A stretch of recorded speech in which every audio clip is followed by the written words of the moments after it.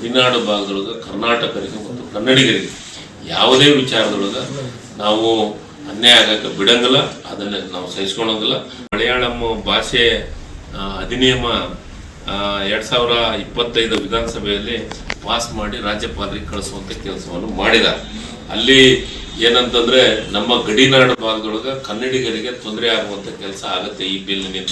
ಅಲ್ಲಿ ಕನಿಷ್ಠ ಕೇರಳ ಭಾಗ ಗಡಿ ಭಾಗದೊಳಗೆ, ಅದು ವಿಶೇಷವಾಗಿ ಕಾಸರಗೋಡದಲ್ಲಿ ಕನಿಷ್ಠ 7.5 ಲಕ್ಷ ಕನ್ನಡಿಗರು ವಾಸವನ್ನು ಮಾಡ್ತಾ ಇದ್ದಾರೆ.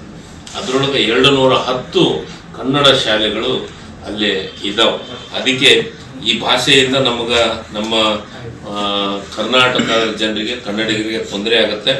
ಅದಕ್ಕೆ ನಮ್ಮ ಸಂವಿಧಾನ ಆರ್ಟಿಕಲ್ 350B ಪ್ರಕಾರ, ಆರ್ಟಿಕಲ್ 350B ಪ್ರಕಾರ ಭಾಷೆ ಅಲ್ಪಸಂಖ್ಯಾತರ ರಕ್ಷಣೆಗೆ ರಾಷ್ಟ್ರಪತಿಗಳು ಕೇರಳ ಕಾಸರಗೋಡು ಭಾಷಾ ನಿರ್ದೇಶಕನ್ನು ಕೂಡಲೇ ನೇಮಕ ಮಾಡಿಸ್ಬೇಕು, ಕಳಿಸಿ ಸಮಗ್ರ ವರದಿಯನ್ನು ತರಿಸಿಕೊಂಡು ಕೇರಳ ಕರ್ನಾಟಕ ರಾಜ್ಯ ಸರ್ಕಾರಗಳಿಗೆ ಕೇಂದ್ರ ಸರ್ಕಾರದಿಂದ ಅಭಿಪ್ರಾಯನ ಪಡೆದುಕೊಳ್ಬೇಕು. ಆ ಭಾಗದ ಜನರಿಗೆ, ಕನ್ನಡಿಗರಿಗೆ ಅನ್ಯಾಯ ಆಗಕ್ಕೆ ಕೊಡಬಾರ್ದು.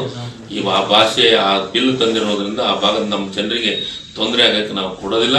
ಅದಕ್ಕೆ ಕೇರಳ ರಾಜ್ಯಪಾಲರು ಈ ಬಿಲ್ಲನ್ನು ಅನುಮೋದನೆ ಮಾಡಬಾರ್ದು ಅಂತ ನಾವು ಒತ್ತಾಯವನ್ನು ಮಾಡ್ತೀವಿ. ಮುಖ್ಯಮಂತ್ರಿಗಳು ಬೆಳಗ್ಗೆ ಟ್ವೀಟ್ ಮಾಡುವಂಥ ಕೆಲಸವನ್ನು ಮಾಡಿದ್ದಾರೆ. ಅದಕ್ಕೆ ನಾನು ಮುಖ್ಯಮಂತ್ರಿಗಳ ಗಮನಕ್ಕೆ ಮತ್ತು ಉಪಮುಖ್ಯಮಂತ್ರಿಗಳ ಗಮನಕ್ಕೆ ತಂದು ಒಂದು ನಿಯೋಗವನ್ನು ಮಾಡಿ ಸನ್ಮಾನ್ಯ ರಾಷ್ಟ್ರಪತಿಗಳಿಗೆ ಭೇಟಿ ಮಾಡುವಂಥ ಕೆಲಸವನ್ನು ಮಾಡಬೇಕು ಅಂತಂದು ನಾನು ಮುಖ್ಯಮಂತ್ರಿಗಳ ಗಮನಕ್ಕೆ ತರುವಂಥ, ಉಪಮುಖ್ಯಮಂತ್ರಿಗಳ ಗಮನಕ್ಕೆ ತರುವಂಥ ಕೆಲಸವನ್ನು ಮಾಡ್ತೀವಿ. ಗಡಿನಾಡು ಭಾಗದೊಳಗೆ ಕರ್ನಾಟಕರಿಗೆ ಮತ್ತು ಕನ್ನಡಿಗರಿಗೆ ಯಾವುದೇ ವಿಚಾರದೊಳಗೆ ನಾವು ಅನ್ಯಾಯ ಆಗಕ್ಕೆ ಬಿಡಂಗಿಲ್ಲ, ಅದನ್ನ ನಾವು ಸಹಿಸ್ಕೊಳಂಗಿಲ್ಲ.